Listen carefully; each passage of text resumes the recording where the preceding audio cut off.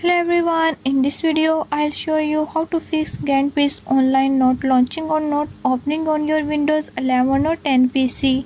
So to fix not launching or not opening issue, follow every step as I am showing in this video, and don't forget to subscribe this channel. Hope so this will fix your problem.